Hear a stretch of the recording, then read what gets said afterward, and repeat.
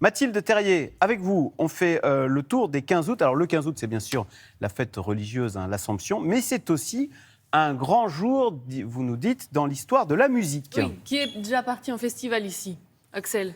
Oui, oui. Vous dormez sur place? Non. Julia? Non, moi non plus, fête de l'UMA, mais pas sur place, je ne pas dormir là. Oui, eh ben, regardez le 15 août 1969, ce qu'il se passe. Faites l'amour, pas la guerre, le leitmotiv de la génération hippie née à Woodstock. 3 jours, 3 nuits de concert, 15, 16, 17 août 1969. 27 groupes défilent devant 1,5 million de personnes. Cheveux longs, guitare sous le bras, joignent marijuana au bord des lèvres, tous voulant fuir le cauchemar de la guerre du Vietnam, oublier l'héritage de la morale bourgeoise, l'Éden du sexe, de la drogue et du rock'n'roll. C'est tout vous ça, Axel? Non, moi, j'y étais pas.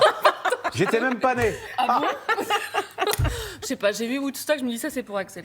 L'apothéose du mouvement hippie aux États-Unis, le point culminant de la contre-culture des années 60.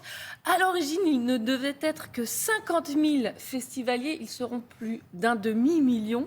Mais très vite, voilà, quand la nouvelle se répand, regardez, le site est pris d'assaut, les routes sont coupées, ça aurait pu tourner au fiasco entre le mélange de drogue et la météo désastreuse.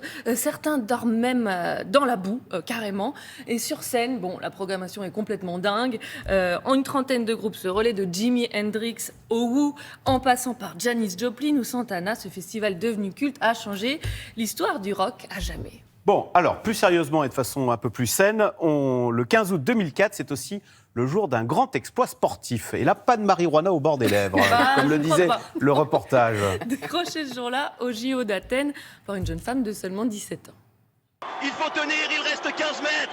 15 mètres et Laure Manodou qui s'en va chercher le plus beau des titres, le titre olympique. Laure Manodou, la jeune fille d'Amberieu, 17 ans et demi, qui remporte le titre olympique 52 ans après Jean Boiteux.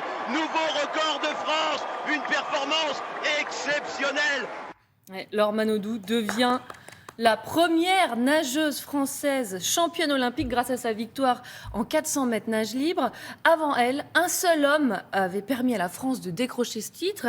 À ces Jeux, d'ailleurs, elle remportera 2 autres médailles olympiques, ce qui est totalement inédit.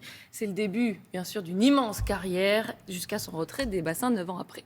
Allez, on remonte un peu plus en arrière avec le 15 août 1881.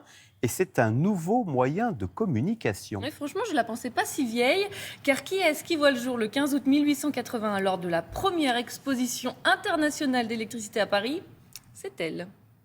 Si vous n'avez pas le téléphone chez vous, ou si vous l'attendez, ce qui est possible, il ne vous reste qu'à descendre dans la rue pour appeler votre correspondant.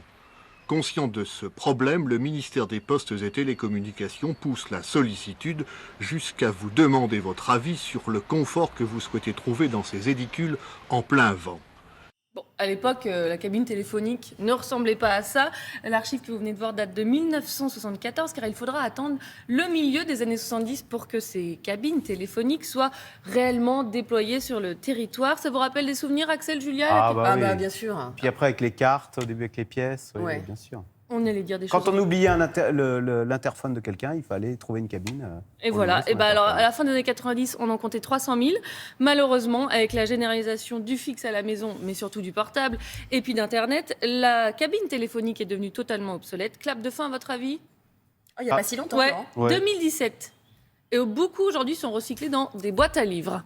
Allez, on termine maintenant avec le 15 août 44. C'est un gâteau d'anniversaire. Elle fête aujourd'hui ses 78 ans. Et en fouillant dans les archives, j'ai retrouvé un bien beau moment de télé chez les Carpentiers, où elle est déguisée en cigale. Je vous laisse la reconnaître. Dis-moi, jolie cigale, où t'en vas-tu comme ça?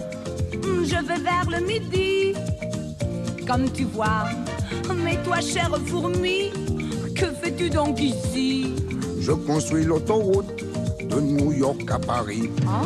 Alors, Axel? Sylvie Vartan? Non, c'est pas ce que vous avez dit. Je me suis trompé, mais j'étais pas à l'antenne. Vous avez dit Sylvie Vartan. Vous avez dit Véronique Sanson.